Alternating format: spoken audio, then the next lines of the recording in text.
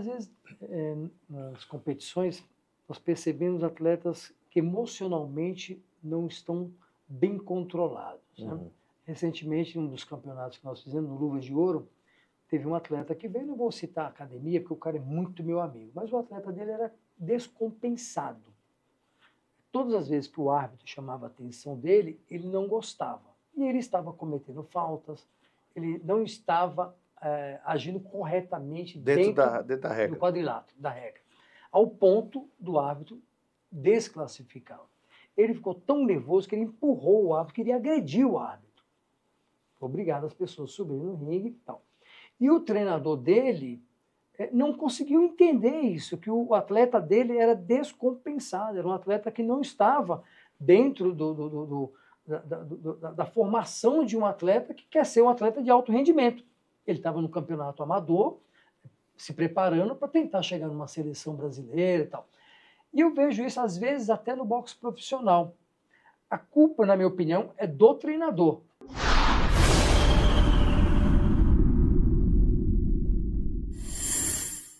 Opa! Marcelinho Ferraz chegando aqui com mais um convidado especial. Uma pessoa que eu conheço há muito tempo, um dos profissionais mais qualificados no segmento de esporte, um médico esportivo, Bernardino. Bernardino, por muito obrigado de você estar aqui. Nós vamos bater um papo legal, vamos falar sobre saúde do esporte, vamos falar sobre suplementação, vamos falar sobre os danos que o esporte causa em atletas de alto rendimento, ou não, naqueles atletas do dia a dia. Mas eu sempre começo com uma pergunta que eu gosto muito. Quem é você? E o que você pensa que as pessoas pensam a seu respeito? Bom, Marcelinho Ferraz, meu querido e dileto amigo também de grandes batalhas, a gente tinha cabelo preto ainda quando a gente se conheceu. É verdade. E foi um prazer, assim, estar aqui, né? O convite foi atendido imediatamente, porque é sempre um papo bom.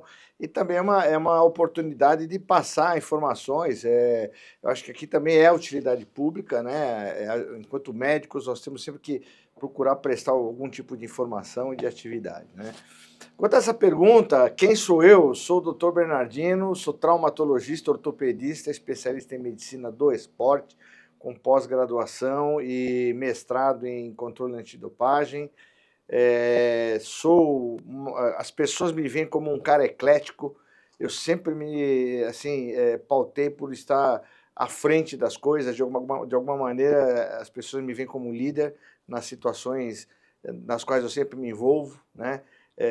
Sempre procurei fazer o melhor em tudo aquilo que eu acabei me envolvendo, né? Já tive cargos de diretoria em sociedades, como tenho hoje também. Faço as minhas atividades, o meu esporte também. E as pessoas me veem como um cara boa praça, de alguma maneira. Graças a Deus, eu tenho olha, a esmagadora maioria de amigos, tanto de infância, que são amigos de mais de 60 anos, como de época de faculdade, como amigos da mesma profissão, da mesma área da profissão. Procuro sempre respeitar as pessoas, que vai desde o faxineiro até o presidente, sempre foi assim, sempre tive essa facilidade de lidar com as pessoas. Então, eu acho que eu me vejo e as pessoas me veem como sendo um cara acessível, não tenho vaidade para nada, né? Sempre procuro estar próximo das pessoas e ajudar sempre que eu posso. Eu acho que está mais ou menos sintetizado. Bernardino, nós estamos aí há bastante tempo, né? Eu estou no boxe desde 1981, né? Estreiei em 82. Sempre ouvi e encontrei você em diversos momentos, né? Sei do teu hobby, você toca uma bateria como ninguém. Obrigado. Todas as pessoas falam muito, mas com um carinho muito grande, porque vários atletas falaram: eu fui lá no doutor Bernardino, me operou, estava sem grana, ele me ajudou. Ele me indicou em tal lugar, tal. Então, quando você fala boa praça, é boa praça mesmo. Muito obrigado mesmo por tudo que você faz, por todas as pessoas que te procuram, né? Eu mesmo bati na porta do Dr. Bernardino, não porque eu não tinha o dinheiro. Eu bati na porta dele porque eu precisava de uma pessoa de confiança porque eu estava entregando nas mãos dele a pessoa que eu mais amo, que era minha mãe. Você lembra disso? Sim. Minha mãe teve quebrou a perna não vou falar mal do hospital que ela se tratou, porque é um hospital referência, um hospital bacana, mas não deu muito certo. E aí ela sentia muita dor, teve muitos problemas, e quem nos ajudou, foi o doutor Bernardino, não me cobrou nada, muito pelo contrário, um cara que abraçou sempre as pessoas que precisam, né? Então, muito obrigado em nome da família Ferraz Obrigado, Simões, Marcelo. muito É um obrigado. prazer. Né? E fico muito feliz em ter você aqui. Eu quero fazer uma perguntinha. Não, fiquei sabendo também que você participou de Olimpíadas. Como é que é essa história aí? Ó, já que você perguntou, né, falar um pouquinho da minha profissão, né, da minha ascensão profissional, vou fazer esse ano 41 anos de formado, né, e desde a época que eu era estudante, eu queria fazer alguma coisa associada a esporte, né. Como é que eu conheci o esporte? Desde que eu me conheço por gente, com 5, 6 anos de idade, eu já comecei a treinar judô, eu gostava de luta, né? E eu vim de um bairro periférico, e nesse bairro periférico, você sabe que o bairro periférico é a lei do mais forte, né? Então, para Sempre. você não apanhar, você tem que aprender algumas coisas para se defender. E, modéstia à parte, eu sempre fui destemido, né? Desde pequeno, eu não tinha medo das coisas. E aí eu fui fazer judô, fui fazer lutas em geral. Depois até comecei a jogar futebol, como eu não sabia jogar na linha, me puseram para jogar no gol, aí eu virei um bom goleiro. Né? O pessoal sempre fala que o goleiro é aquele que não sabe jogar na linha. Pega no gol, né? Vai jogar no gol, e acabei gostando da posição e acabei jogando em seleções da faculdade, acabei me destacando, né, nisso aí. E sempre e também o que facilitou é que eu estudei num colégio, numa escola estadual de educação em Anguera, era do governo, era a época que a educação física era muito prestigiada assim, no esporte, né? E prestigiava o esporte, a educação física era obrigatória até. E eu tive um professor chamado professor Pedrão, que veio a ser o técnico do João do Pulo, anos mais tarde. E ele falava pra gente, ó, aqui vocês não vão jogar futebol. E ele jogava bem futebol também. Mas aqui vocês não vão jogar futebol, porque futebol vocês jogam na rua, vocês vão aprender todos os outros esportes. Então a gente acabou fazendo handball, vôlei, basquete, atletismo, a gente fazia de tudo. Isso despertou em nós o gosto do esporte. Então, no colegial eu já comecei, falei, bom, eu já estava decidido a fazer medicina.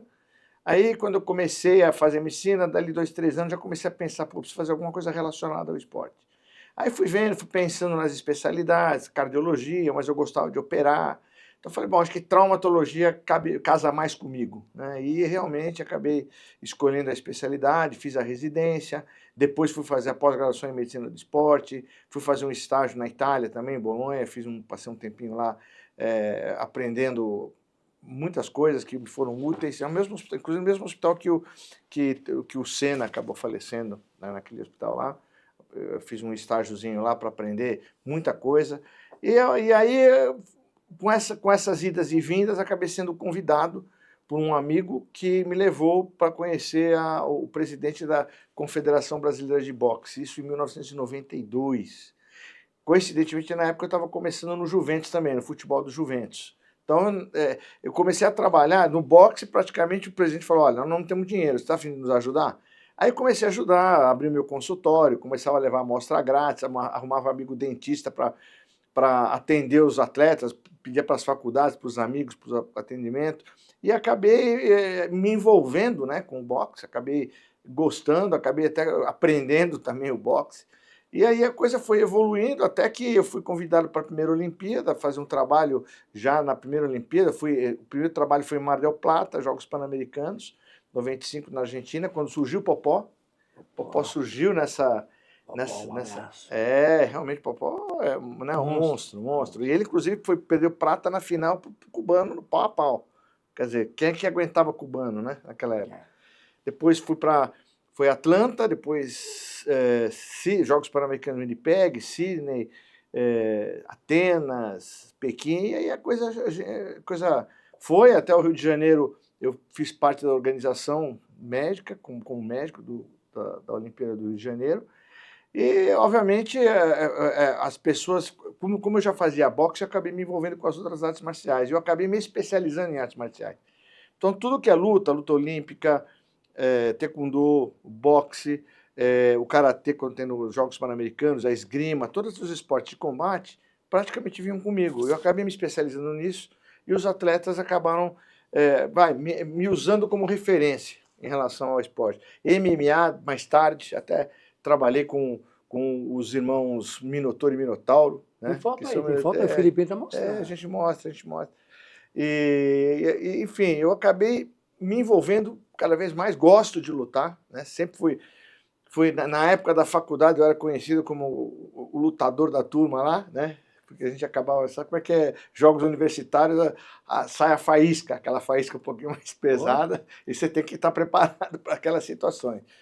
E aí a gente começou a trabalhar profundamente com as duas coisas que eu gostava, medicina e esporte. E mais tarde, anos mais tarde, a minha terceira paixão, que sempre foi a música, né?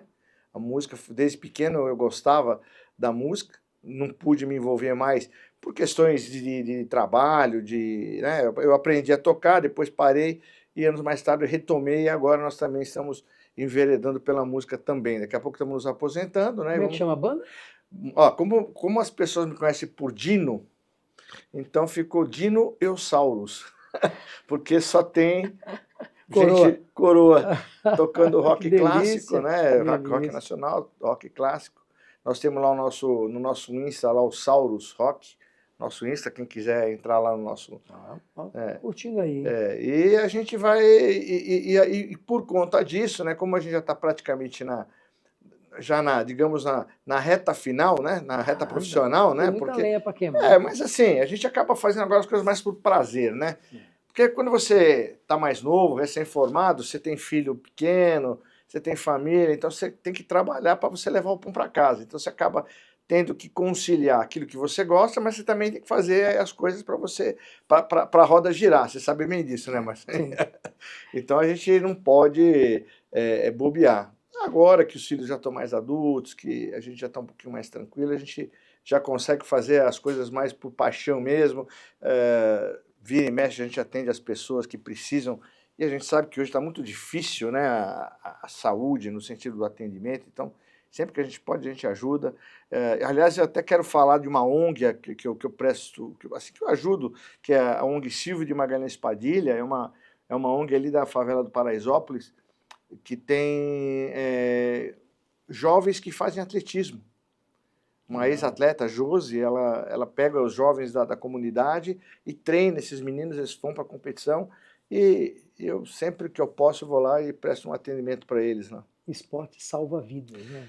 Exatamente, isso é importante, que entender que o esporte e a música são duas ferramentas que realmente tiram a pessoa do caminho inadequado. Né? E nós também, como médicos do esporte, como médicos, funcionamos como educadores. Porque muitas vezes o atleta acaba se envolvendo com gente errada e nós estamos ali para tentar resgatar. Né?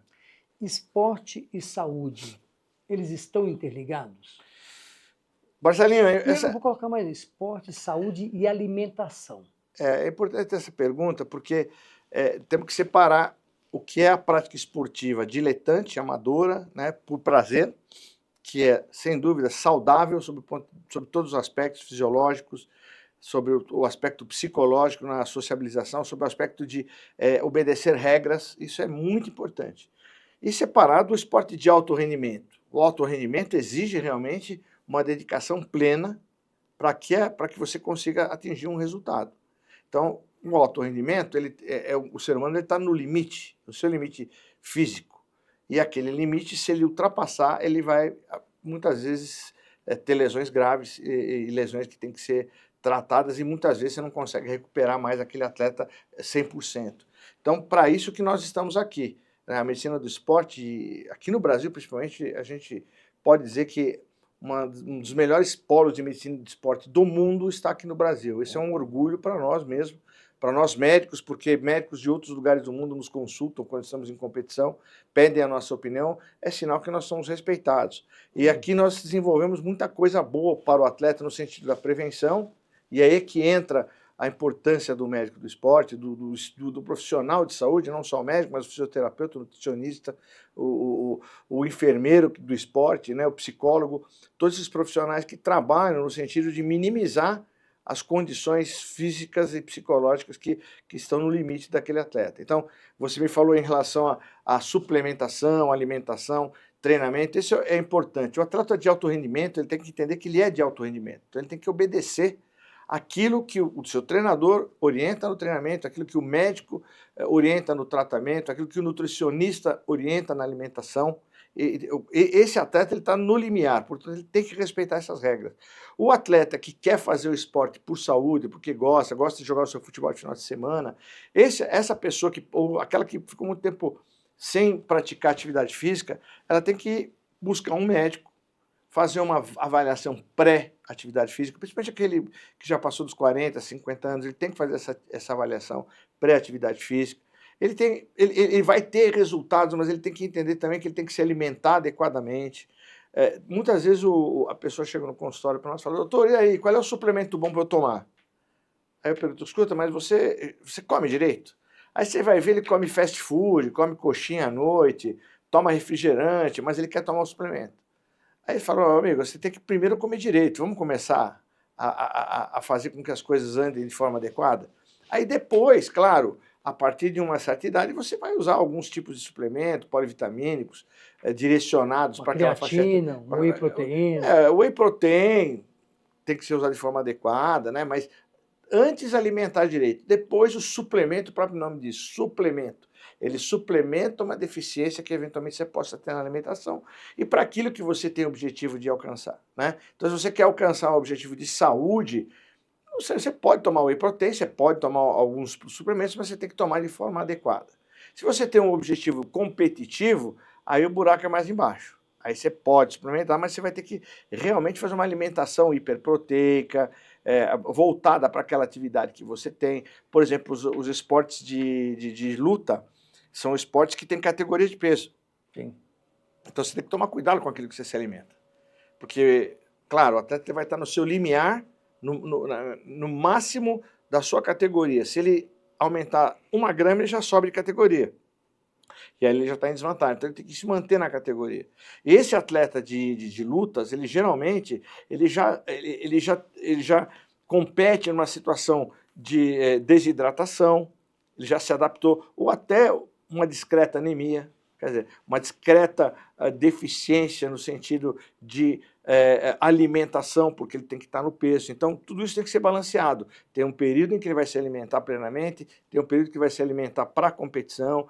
Quando ele está na competição, ele tem que tomar cuidado com aquilo que ele se alimenta, para que ele não perca uma competição por questão de excesso de peso. Então, esse atleta, ele é especial nesse sentido. E aí que entra o papel da nutricionista do esporte, que tem essa experiência para poder ajudar o atleta.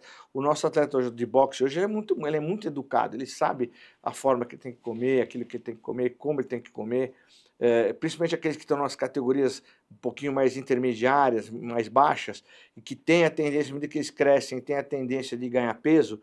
Então, esses a gente tem que tomar realmente alguns cuidados para que ele não perca uma competição, como eu já vi vários, você já deve ter visto também, Sim. Atletas que perderam para a balança. Imagina, vai para a competição, pesa de manhã e perde a competição porque está acima do peso. Nós estamos no meio do campeonato paulista, da Federação Paulista de Boxe e da BOL. E no último sábado, 2 atletas perderam para a balança. Queriam muito lutar, tentaram até tirar peso, aquelas coisas, né? Eu aprendi com um amigo que eu tenho que fazer isso. Aí teve um que me pediu uma panela, entrou num quartinho, colocou álcool, colocou fogo e ficou pulando corda, treinando, tentando tirar 800 gramas. Não conseguiu, ficou desidratado. Até porque ele desidrata, ele não perde peso. Né? E acabou não dando, ele ficou fora do campeonato, ficou muito triste, mas o combinado é combinado. Se o peso é 54 quilos, você tem que dar os 54. Até respeito aos demais adversários que entraram, que estavam certos na categoria. Então, você tem que respeitar isso. Se os adversários dele estavam na categoria no peso, você não pode abrir a sessão para um que fique acima do peso. Não tem como isso acontecer, né? Doutor, eu vou pedir para o Filipinho colocar umas fotografias aqui, né? E aí eu quero saber se o esporte de combate, MMA, boxe, karatê, taekwondo, faz mal para o ser humano.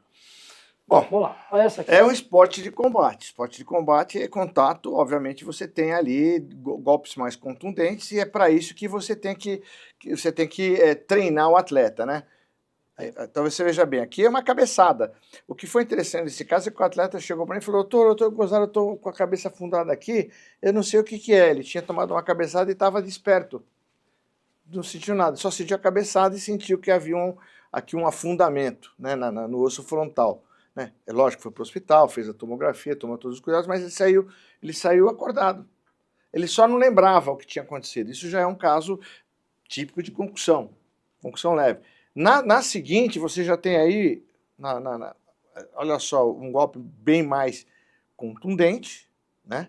Duríssimo, né? Cruzado Duríssimo. de direita. E, obviamente, pode passar o próximo, você tem que entender que você tem, né, o cérebro que está dentro de um espaço fechado, né, que é a caixa craniana, e ele vai sofrer esse tipo de movimento. Claro, você vai ter aí algumas consequências, né, com a formação de um edema, uma perda de consciência, né? Pode passar o próximo para a gente poder ilustrar melhor. É isso aí, ó, isso que acontece com o cérebro dentro do crânio. Então, é claro que isso aí é uma preocupação muito, muito grande, né, para o médico que atua nas artes marciais, porque, obviamente, é um esporte de contato. O que a gente procura fazer sempre, obviamente, é criar protocolos de atendimento, né, e utilizar algumas ferramentas que nós já temos na medicina. Por exemplo, existe uma escala, que é a escala de Coma de Glasgow, que é uma escala que mede um score de resposta de voz, resposta de luz, resposta motora, e com isso você vai fazendo uma soma que vai de 3 a 15. Quanto mais baixo esse score, mais o risco de você ter um coma grave. Então, tudo isso aí é desenvolvido pelo médico do esporte, né? Eu acho que está no próximo slide, inclusive. Aí já é o meu atendimento, que é o que eu faço no ringue, né? Como com os anos eu passei a ficar conhecido no meio do boxe, acabei sendo convidado para as entidades internacionais. E, obviamente, a gente acaba atuando nos campeonatos mundiais, em Jogos Olímpicos, Jogos Pan-Americanos, como médico de borda de ringue. Pode passar o próximo, por favor? Então, aqui eu estou prestando atendimento a um atleta do Uzbequistão que tinha tomado um nocaute e aí ele realmente não se lembrava o que tinha acontecido. Pode passar o próximo. Literalmente foi atropelado por um caminhão. E aqui é aquela escala que eu fazia, que é a escala de Coma de Glasgow, que é uma escala que o médico tem que saber de cabeça. Né? Você vê que é um score que vai de 3 a 15, né? De 8 para baixo, você já tem um coma importante que você tem que realmente transportar o atleta para o hospital.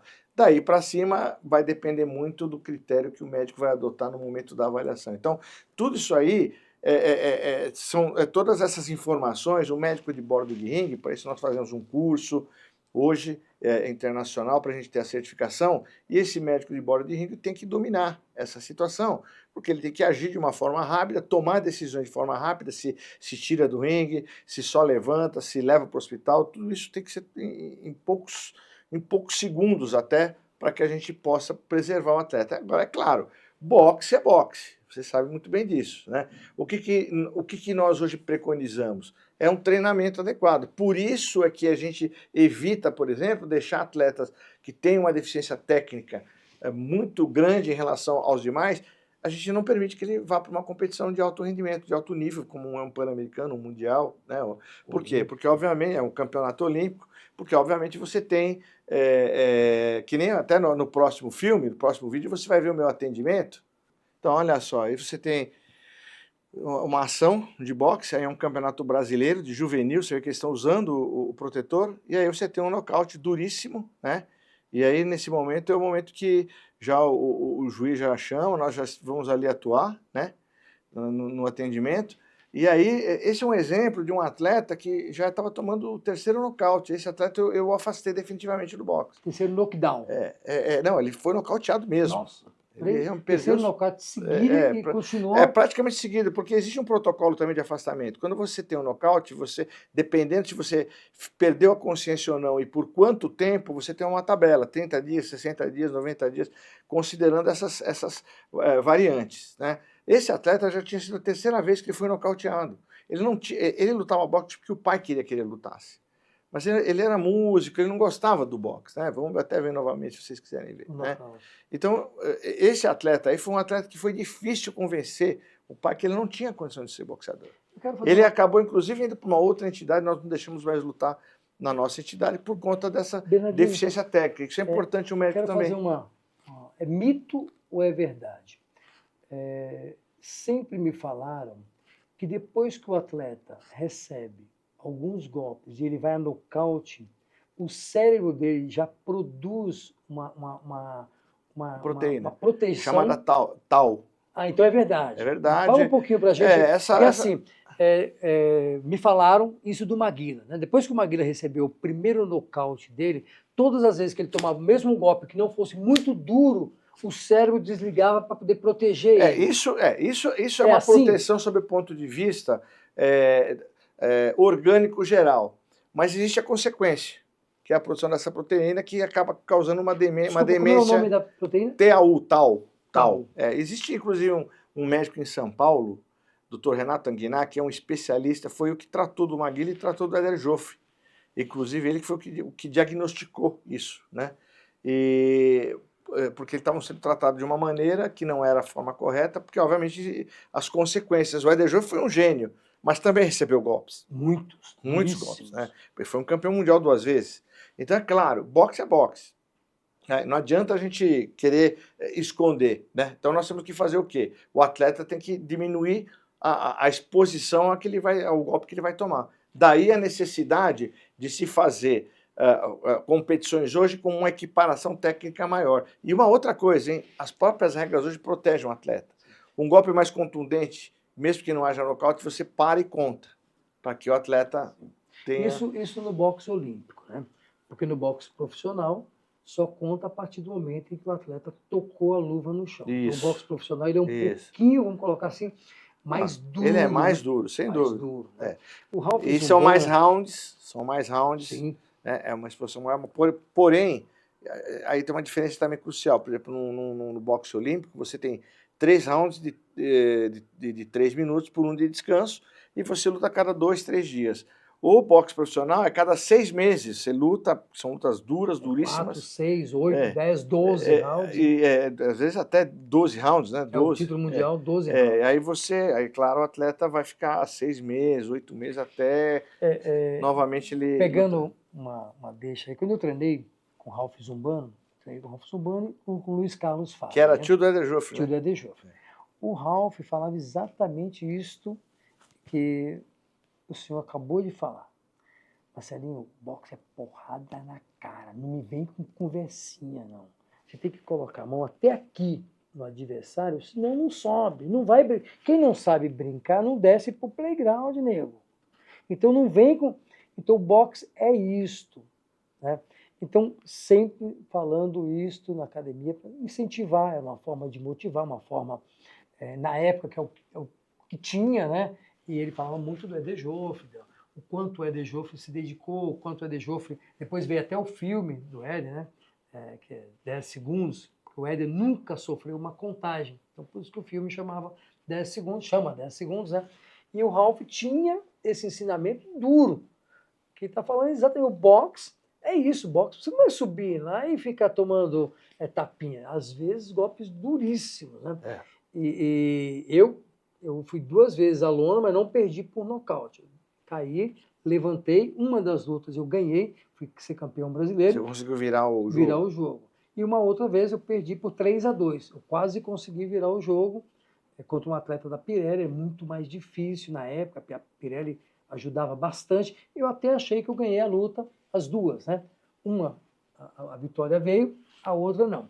Mas o princípio é esse, boxe não me vem com conversinha, não. Boxe é porrada na cara. As pessoas têm que entender que é um esporte de contato e também vai muito também do emocional do atleta, né? O atleta tem que estar bem preparado e ter confiança em si, né? Se ele não tiver, é o que você falou, se ele não quer brincar, não desce pro playground, né? Não, fica lá, fica quietinho. Deslocamento de retina. Eu tive deslocamento de retina, eu tive que parar, mas até hoje eu brinco, eu adoro. E o Servílio de Oliveira esteve aqui hoje comigo, e o Servílio perdeu a visão, né, de um dos olhos, perdeu a visão de um olho, do olho, acho que é direito.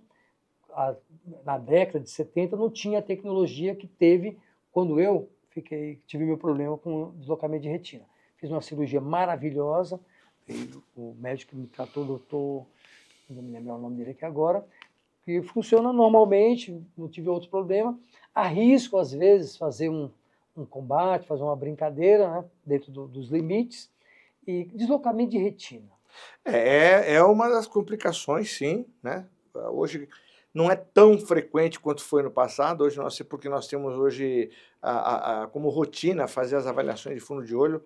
Nós temos uma médica do boxe que ela é oftalmologista, então nós temos como rotina a cada 6 meses avaliar o fundo de olho, avaliar o atleta, né? Já tive casos de atletas da seleção que acabaram perdendo a visão com descolamento total de retina, infelizmente já tivemos casos assim, sim, claro, aconteceu, mas eu posso dizer que nesses anos todos de boxe, já se vão aí mais de 30 e tantos anos de boxe, eu não tive tantos casos assim, mas tive casos importantes que realmente acabaram com a carreira do atleta, porque um monocular, um atleta que acaba perdendo a visão, no nosso regulamento, nós temos que retirá-lo, ele não pode mais competir boxe. Ele muitas vezes protesta, ele fala, pô, doutor, mas a única coisa que eu sei fazer é lutar boxe. Mas pensa bem, ó, se você fechar um olho, o golpe que vem aqui você não está vendo.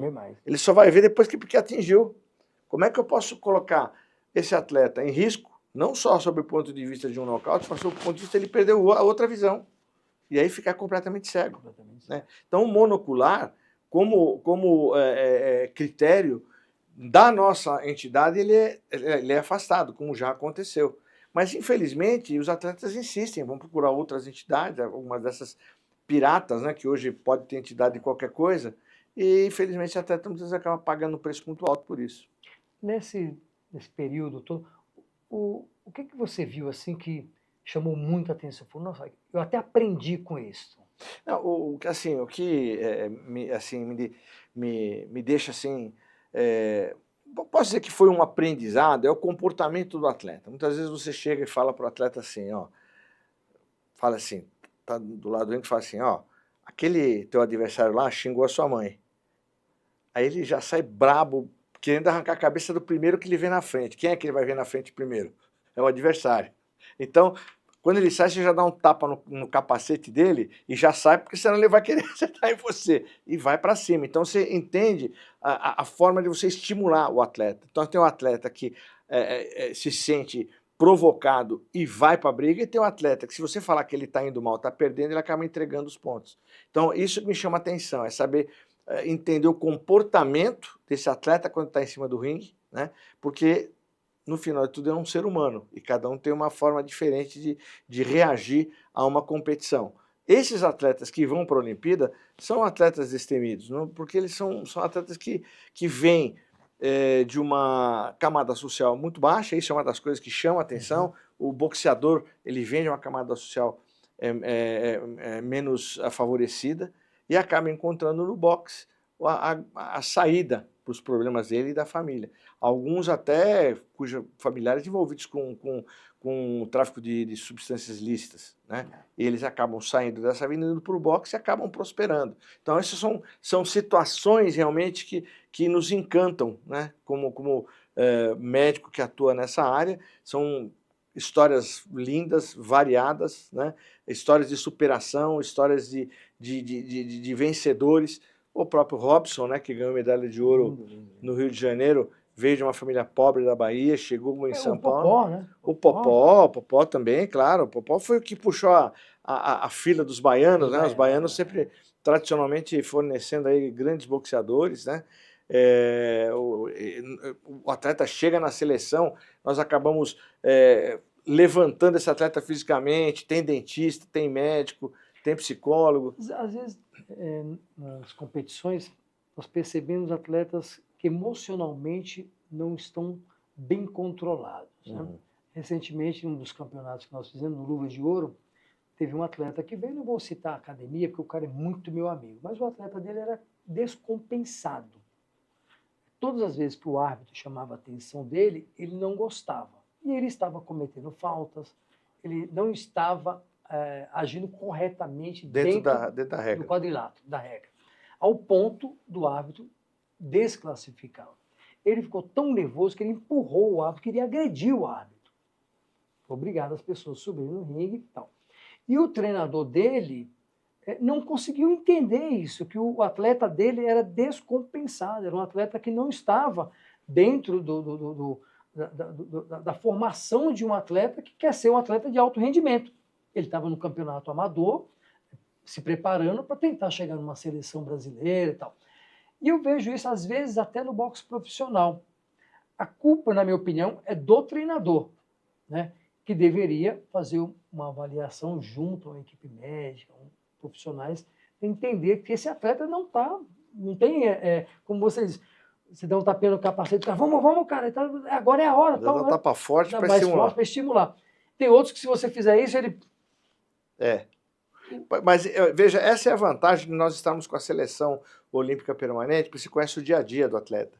Você acaba conhecendo a história familiar dele, você acaba conhecendo os problemas pessoais, muitos deles têm seus problemas pessoais, muitos deles já têm filhos, e aí a mulher está lá no estado dele pedindo, manda dinheiro aqui que tem que comprar o leite da criança, e ele está treinando e está com aquela preocupação. Aí nós temos o psicólogo que atua. Então isso, claro, a nível seleção, você tem uma equipe multidisciplinar que dá essa assistência, o que não é possível para esses atletas que estão nas academias dos estados. E olha, nós estamos falando de São Paulo, imagina por essas academias, aí, por esse interior aí afora do Brasil, como é que esses atletas vão competir, em que condição. E infelizmente nós estamos num país ainda que não existe uma política esportiva como um todo. Essa é uma das minhas perguntas aqui. O Brasil evoluiu muito, mas é um bom lugar para ser um atleta de alto rendimento? Pois é, eu acho que nós chegamos no topo. Porque assim, nós tínhamos, vamos falar pelo boxe, pelas artes marciais, nós não tínhamos recurso nenhum, conforme eu te falei lá no começo, eu arrumava amostra grátis, pedia favor para dava queijo com goiabada para o atleta comer, como suplementação. Então você tinha aí que se virar nos 30 para poder formar uma seleção e tentar alguma coisa em alguma competição. Hoje nós temos uma lei PIVA, que tira 6% das loterias para distribuir para as federações. À medida que os resultados vão chegando, as confederações recebem esse recurso e aplicam na seleção. Mas isso é a nata, né? Hoje, tanto é que nós vimos o resultado aí nos Jogos Olímpicos, foram resultados, nós não evoluímos. Pelo contrário, evoluímos em número de medalhas e em número de medalhas de ouro. Quer dizer, então agora há que se sentar, se reavaliar e se rever não só as estratégias a nível Comitê Olímpico, mas estratégia a nível de Estado. E aí já entra aquilo que eu sempre defendo, independentemente do lado do governo que está no poder no momento, isso deveria ser uma política de Estado e não uma política de governo. Esquece o governo. O Estado, como Estado, deveria ter uma política esportiva, ou seja, nós nos tornarmos uma nação esportiva, coisa que nós não somos. Se você for ver, por exemplo, comparar com os Estados Unidos, que é um país que tem uma idade mais ou menos parecida com a nossa, uma população muito parecida com a nossa, com o mesmo número de habitantes praticamente igual, né? Eles têm uma política tamanha que eles estouram, chegam sempre em primeiro, segundo e terceiro lugares. E nós estamos sempre ali patinando às custas de algum tipo de fenômeno, que nem a menina do skate, que nem a menina no judô. Bom, o judô já tem um patrocinador próprio, já tem vida própria, ele sempre consegue trazer bons resultados. Mas isso não é espalhado para outras modalidades. O boxe teve bons resultados, agora caiu um pouquinho, né? Eu acho que virou o fio, o atleta virou fio. A Bia sempre trazendo medalha, é maravilhosa, né? Que uma medalha é uma medalha, independentemente da cor, não é fácil conseguir uma medalha nos Jogos Olímpicos, mas eu acho que nós temos que mudar um pouquinho a política de Estado que nós não temos no Brasil. E isso, porque eu acho que nós batemos no teto. Nós temos que rever algumas ações, nós temos uma população tão boa, nós temos afrodescendente, temos japonês, temos índio, mistura, né? Temos caucasiano, temos água, temos terra. Pô, por que a gente não dá certo no esporte? Não é possível. Quer dizer, a gente depende de talentos ou de pessoas individuais. Né? Se a gente tivesse uma quantidade de gente praticando esporte, com certeza a gente estaria... E o boxe, que é um esporte que muita gente procura, né? Inclusive nas academias, as pessoas que procuram fitness procuram fazer o boxe. Né? É um esporte maravilhoso. Hoje as academias estão lotadas, né? Todas. O boxe, ele produz... Porque as pessoas me perguntam, Marcelinho, porque até hoje você pratica boxe. O boxe produz no nosso cérebro a adrenalina, né? Aquela adrenalina, e você está ali expondo o que você tem mais sagrado, que é a sua integridade física, e a substância da felicidade, que é a Serotonina. Então, a serotonina e a adrenalina, ela eterniza no mente da gente? Então, veja só, adrenalina, serotonina, elas são todas substâncias que proporcionam prazer, proporcionam a vigília, né, a atenção, o estímulo, claro.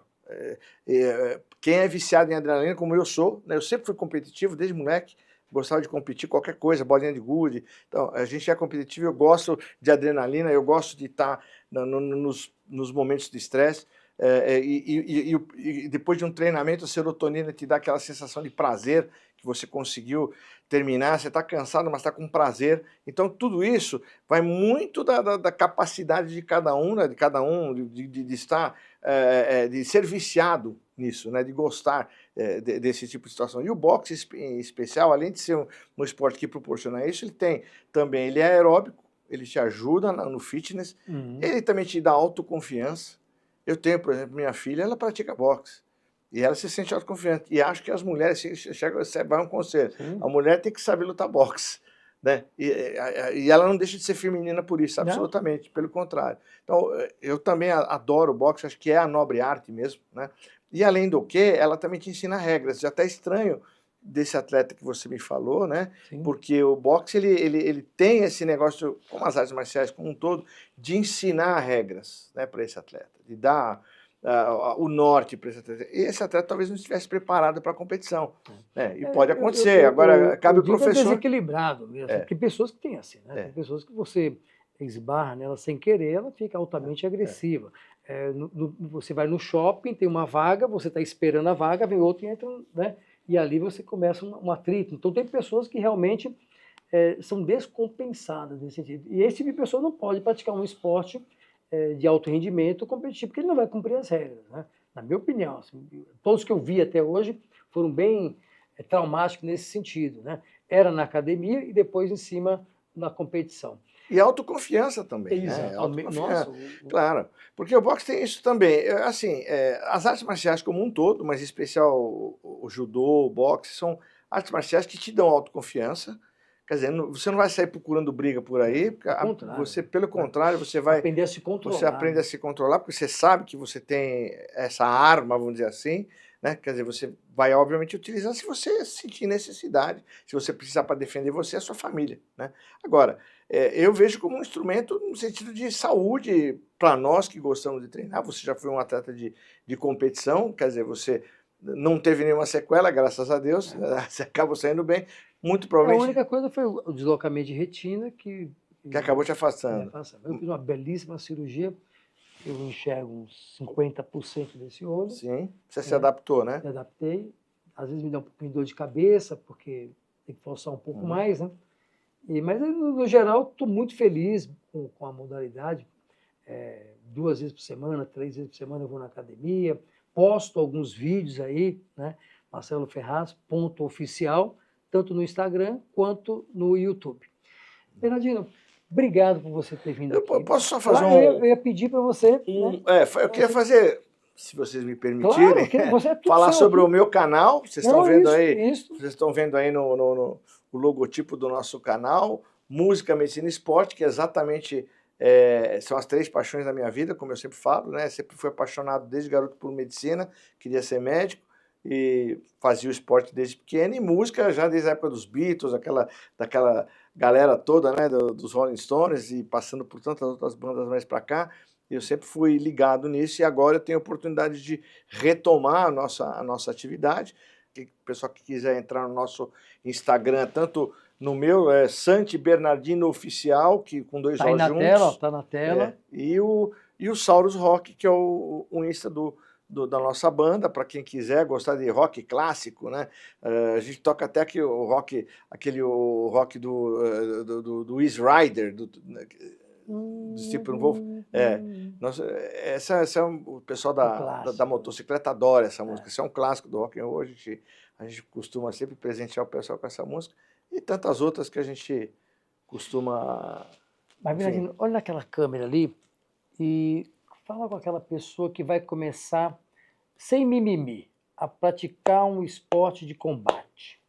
Bom, primeiro de tudo, você que quer praticar o esporte de combate é entender que o esporte de combate ele é para te educar e não para você ser uma pessoa agressiva, uma pessoa que desobedeça regras, que saia por aí arrumando confusão na noite, como muitos fazem por aí, né? Você não tem que ser nenhum pitbull.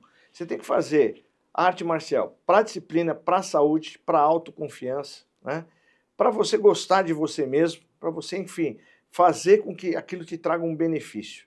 Procure uma academia, um professor adequado, um professor que te ensine o esporte pelo esporte, um professor que te dê, inclusive, lições de vida, porque o professor de verdade não é só o professor da escola, mas o professor das artes marciais, ele também é um instrutor da vida. E todas as pessoas com as quais eu sempre lidei, desde a época do judô, foram professores que me deram algum tipo de incentivo, algum tipo de lição, tanto na derrota quanto na vitória, porque isso faz parte do esporte. Entender que o esporte é saúde, o esporte é desenvolvimento intelectual, desenvolvimento físico, enfim, é um esporte que te prepara para a sociedade. Isso que é mais importante. Opa! Marcelinho Ferraz, agradecendo a você que nos assistiu, agradecendo a Black Skull, que me ajuda aqui, e agradecendo do fundo do meu coração. Marcelinho, muito prazer em te ver, viu, velho? É um carinho muito grande. Valeu. Com todos. Obrigado. Valeu, Obrigado. Marcelinho. Valeu. Prazer.